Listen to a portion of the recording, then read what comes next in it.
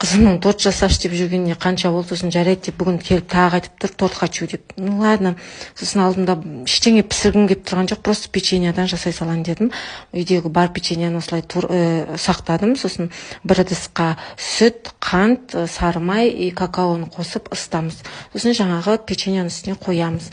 Сосын оны формаға келтіреміз де холодильникке қойып қоямыз, кішкене қатсын деп. Сосын кейін оформить етемін. Содан кейін үйде тағы да бір тесто тұрған ғой, мынандай слоеный, қанша тұрғанына білмеймін.